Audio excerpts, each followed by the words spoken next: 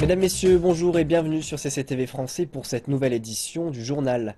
C'est le Nouvel An lunaire, la plus grande fête pour les Chinois. Les activités sont nombreuses et les célébrations battent leur plein dans toute la Chine.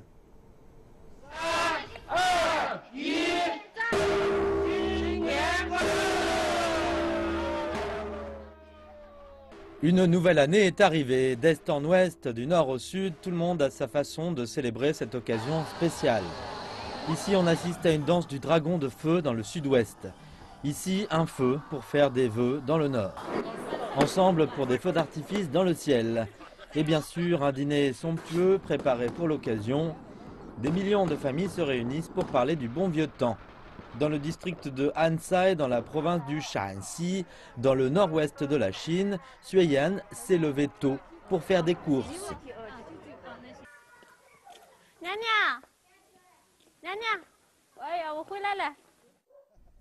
C'est une tradition de longue date pour la famille de Xue et d'ailleurs pour toutes les autres familles. On plie, on coupe et voilà une belle décoration du Nouvel An. Et voici de la musique pour le premier jour de l'année lunaire. Des tambours et des cymbales dans le sud de la capitale chinoise, Beijing, pour déclarer ouvertes les foires du temple. Des numéros époustouflants attirent les foules. On peut acheter des objets de l'artisanat traditionnel et des calligraphies sont distribuées gratuitement. J'espère que mes études se dérouleront bien et j'espère que je vais trouver un bon boulot après mes études. Et j'espère que ma famille sera heureuse et prospère. Quand toutes les familles sont heureuses et prospères, alors le pays tout entier est heureux et prospère. De bons moments sont passés en famille pour se souhaiter un avenir meilleur. Pour la plupart des familles chinoises, c'est vraiment ça, la fête du printemps. Le gala de la fête du printemps de CCTV se déroule chaque année à l'occasion du réveillon du Nouvel An chinois. Cette année, le spectacle a duré 4h30 avec au programme des chansons, des danses, des sketchs, du kung-fu et de la magie. L'événement a été diffusé en direct de 5 sites différents en Chine avec pour principal lieu de diffusion Beijing. À Quanzhou, dans le sud de la Chine, le gala s'est tenu dans un grand temple. Les performances originales et les feux d'artifice étaient intégrés au spectacle. Dans la ville ancienne de Xi'an, le spectacle fut animé par des danses de folklore traditionnelles.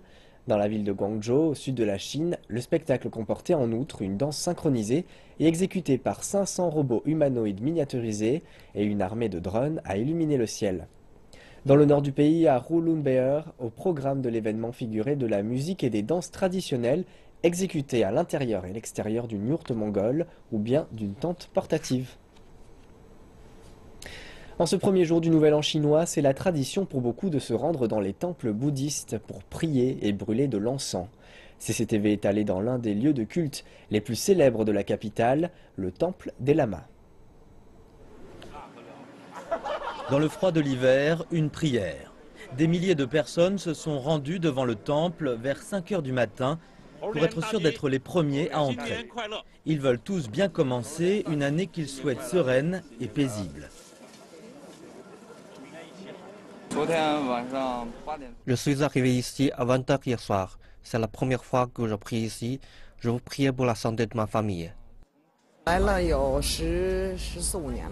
Je fais ça depuis plus de 10 ans. Chaque année, je suis la première sur place.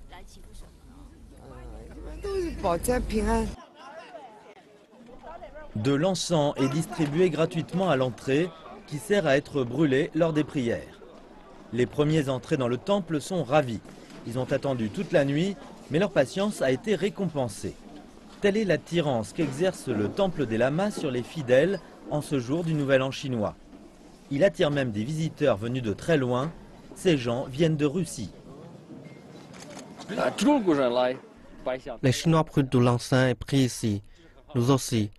Nous souhaitons à tous une bonne année et une heureuse fête du printemps. Une interdiction des véhicules a été mise en place devant le temple. Les visiteurs sont guidés à l'intérieur et la consigne est de ne jamais marcher à contre-courant de la foule. Mais rien ne semble ternir l'enthousiasme de ces dizaines de milliers de personnes venues tout spécialement pour cette occasion unique. Au cours des dernières années, les sports d'hiver sont devenus de plus en plus populaires en Chine. Beaucoup de personnes profitent de la période du Nouvel An lunaire pour se mettre au ski. Cette année, la station de Chongli, dans le nord-ouest de Beijing, a attiré de nouvelles personnes. De nombreux skieurs se retrouvent dans cette petite ville et beaucoup plus sont attendus avant la fin des vacances. C'est devenu une tradition d'organiser des festivals de ski à Chongli durant les fêtes de fin d'année. De plus, après avoir remporté le droit d'accueillir les Jeux olympiques d'hiver de 2022, l'attrait de la région a été renforcé. Les Jeux olympiques d'hiver de 2022 se tiendront à Beijing, mais la majorité des épreuves auront lieu à Zhangjiakou. À présent, le district de Chongli possède 5 stations de ski et plusieurs sont construites selon les normes exigées dans l'organisation de compétitions.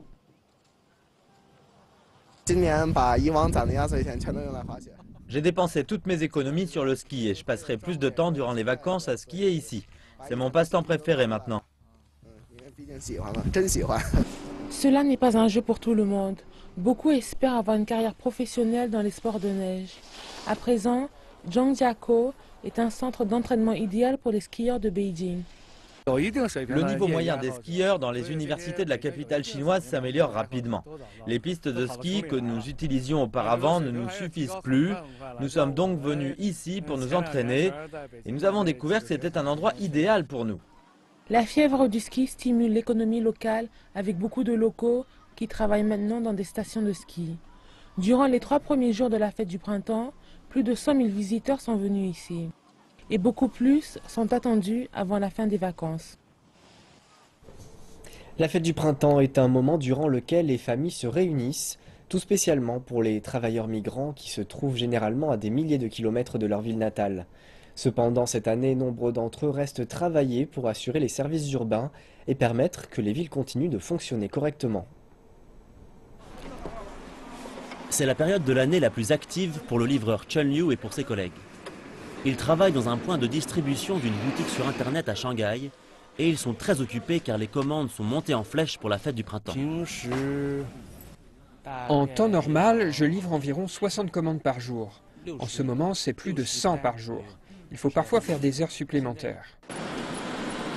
Chen a travaillé dans ce quartier pendant plus de 5 ans et il est devenu au fil du temps un élément indispensable de la vie des résidents. Ce livreur travaille dans mon quartier depuis longtemps. Il travaille bien. Je commande toujours des choses lourdes, comme de l'eau en bouteille. Il rend ma vie bien plus facile. Chen vient de la province de l'Anhui et il a décidé de rester et de travailler pendant les vacances, car ici, les affaires continuent de tourner. J'ai maintenant de bonnes relations avec mes clients, car nous apprenons à nous connaître progressivement. Si je rentre chez moi pour le nouvel an, ils ne pourront pas recevoir leurs commandes à temps. C'est ainsi. Il a envoyé sa femme et son fils chez ses parents pour qu'ils puissent se réunir malgré son absence. La fête du printemps est un événement très important pour les familles chinoises. Évidemment, mes parents veulent me voir et cela ne me gêne pas de gagner moins pour rentrer dans ma ville natale. Mais j'ai choisi de travailler dans les services et mes clients ainsi que mon entreprise ont besoin de moi. De nombreuses villes chinoises se reposent grandement sur les travailleurs migrants. Grâce à Chen et à ceux qui restent travailler, les villes continuent de fonctionner, ce qui facilite la vie des habitants pendant les vacances. Le festival du printemps est l'occasion d'un rassemblement familial. Mais pour Chen et pour ceux qui ne peuvent pas rentrer chez eux pour célébrer le nouvel an, leur famille est là dans leur cœur, et peu importe la distance. Lors de la fête du printemps, des millions de personnes rentrent chez elles voir leur famille. Cette année, une nouvelle tendance est en train d'émerger. Certains parents vont rendre visite à leurs enfants qui travaillent dans les grandes villes plutôt que de les recevoir chez eux. Wei Banhu est un ouvrier retraité qui vit à Nanjing. D'habitude, ses 2 enfants reviennent à Nanjing pour le Nouvel An chinois. Mais cette année, M. Wei est venu à Shanghai parce qu'il pense que c'est plus pratique. La raison principale, c'est que c'est beaucoup plus facile d'acheter un billet de train de Nanjing à Shanghai que l'inverse. Puisque mes 2 enfants sont à Shanghai, c'est plus pratique de venir les visiter ici. Pour mieux faire face aux besoins des gens comme M. Wei qui veulent éviter la cohue de la fête du printemps et qui veulent quand même célébrer avec leurs enfants dans les grandes villes, les responsables des chemins de fer de Xi'an ont ajouté 34 trains cette année pour les destinations comme Beijing, Shanghai et Guangzhou. Quelques compagnies aériennes offrent même des billets à rabais pour ces passagers. Par exemple, des allées simples au départ de quelques plus petites villes vers Guangzhou peuvent maintenant coûter seulement environ 300 yuan, c'est-à-dire de 60 à 80% moins cher que d'habitude. Depuis cette année, le nombre de réservations des billets au départ de villes de deuxième et troisième tiers ont augmenté d'environ 40%. Le nombre de réservations pour les vols comme Chengdu-Shanghai ont bondi de 60%. Alors, on me dit que la tendance est assez forte. Cependant, les opinions sont partagées chez les jeunes au sujet de cette tendance. Idéalement, j'aimerais bien que mes parents passent le Nouvel An à Shanghai. Je pourrais même les amener voir les sites touristiques. Et en plus, c'est plus facile d'acheter des billets. Je préfère retourner à la maison pour célébrer la fête du printemps. C'est une autre atmosphère. Si mes parents viennent me visiter, je devrais organiser plein de trucs, ce qui demande un peu de temps. Le 2 février marque le 10e jour de la période de pointe dans les transports de la fête du printemps. Au total, 400 000 personnes ont quitté Shanghai lundi de l'une des 3 gares ferroviaires de la ville. Outre les transports, le commerce en Chine connaît également un pic. De nombreux Chinois se préparent à faire des provisions ou à voyager pendant la plus grande fête de l'année. À la campagne, la fête est particulièrement importante. Voyons ce que la population rurale achète. Pendant le Nouvel An chinois, les achats pour les provisions de vacances sont un événement majeur qui se déroule en amont des réunions de famille. Nombreux sont ceux qui cherchent les remises. Nous avons des fèves rouges, des boules de viande et des arachides ici, et le tout ne coûte que 100 yuan. De nos jours, le moyen le plus chinois de faire la chasse aux soldes se fait en ligne. Mais qu'en est-il de ceux qui n'ont pas d'accès à Internet? De nombreuses plateformes de commerce électronique ont mis en place des services d'aide à l'achat dans les zones rurales. Je ne sais pas comment me servir d'un ordinateur, mais ces assistants de commerce électronique vont m'aider à placer ma commande. Je paierai à la livraison. J'achète de la farine de riz pour mon petit-fils. Elle est importée des États-Unis. Je la recevrai 5 jours après avoir passé commande. Le ministère du Commerce dit qu'il y a eu pour 353 milliards de yuans de transactions de commerce électronique en 2015 en Chine rurale, soit le double de 2014. Le plus gros de ces transactions concernait des produits agricoles. Une chaîne de magasins de Shanghai a décidé d'embaucher une dizaine d'étrangers pour qu'ils soient coursiers pendant la fête du printemps. Explication en images.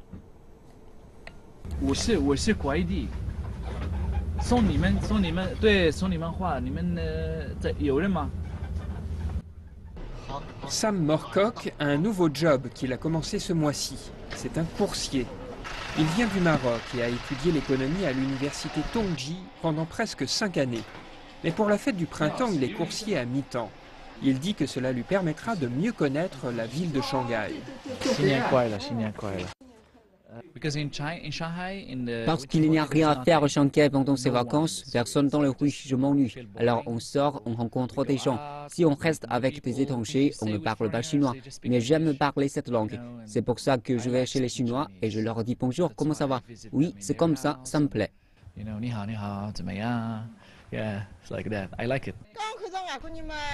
Quand je l'ai vu, j'ai pensé qu'il se trompait d'adresse. Mais quand j'ai aperçu la poudre de lait, j'ai compris que c'était pour moi. Il souriait et le service était bon. Morcock fait partie d'un groupe d'une quinzaine d'étrangers qui vont travailler dans les quartiers du centre-ville comme Huangpu et Changning. Ils affirment avoir choisi ce travail pour l'expérience, pas pour l'argent. Les coursiers étrangers sont d'une grande aide pendant le Nouvel An chinois, lorsqu'il y a un manque de main-d'œuvre. Chaque fois que je vois une nouvelle adresse sur le colis, c'est comme un défi pour moi. C'est où? Je pense que c'est la meilleure manière de mieux connaître Shanghai.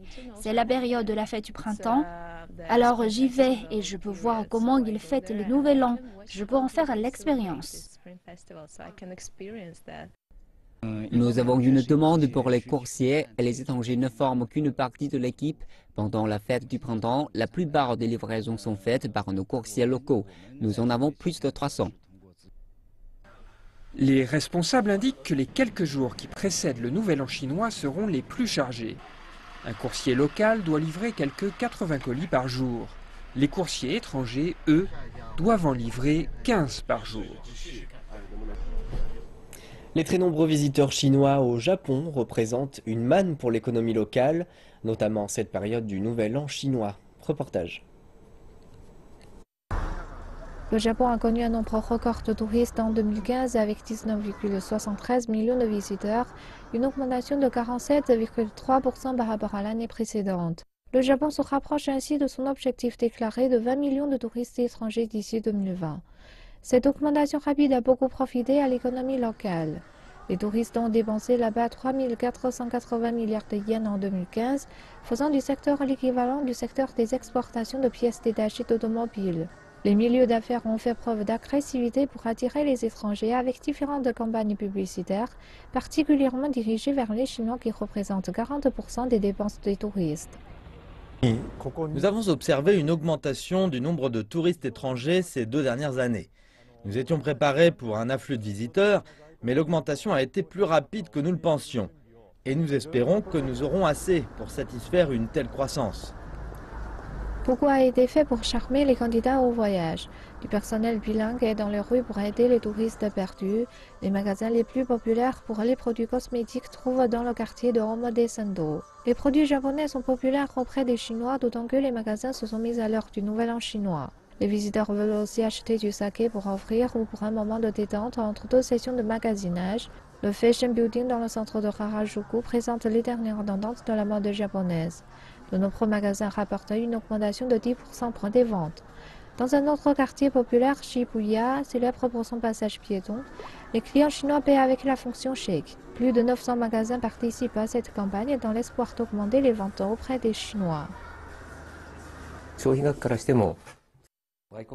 Les touristes chinois dépensent plus du double de ce que dépensent les autres. Les grands magasins et les restaurants tentent donc de s'adapter à leur clientèle chinoise pour en tirer parti au mieux.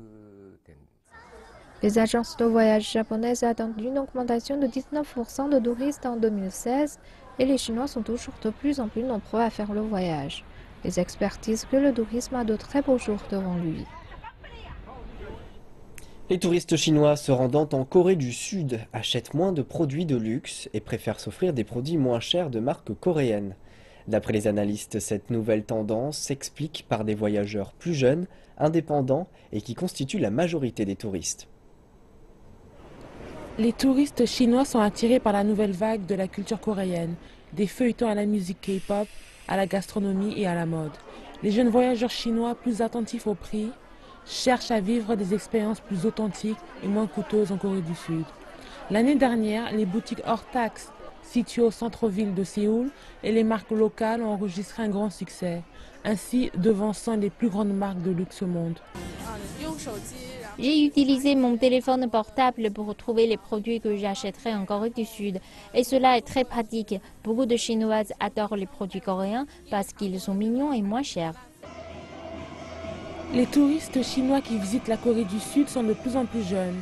Selon les statistiques de l'Institut de la culture et du tourisme géré par le gouvernement sud-coréen, l'année dernière, les voyageurs dans leur vingtaine et trentaine représentaient 46,1% des touristes chinois voyageurs en Corée du Sud, alors qu'en 2013, il n'y était que 40,9%. On peut acheter ces grandes marques n'importe où. Et de plus, c'est financièrement plus avantageux d'acheter ces marques dans d'autres pays qu'en Corée du Sud où les prix sont plus élevés. Je pense que maintenant que nous sommes ici, nous devrions acheter des produits locaux. Plusieurs marques locales offrent des produits de bonne qualité. En Corée du Sud se trouve le plus grand marché hors taxe du monde. Le gouvernement sud-coréen prévoit un nombre record de 8 millions de touristes chinois cette année. Et c'est la fin de ce journal. Merci pour votre attention. Bonne suite de programme à toutes et à tous sur CCTV Français.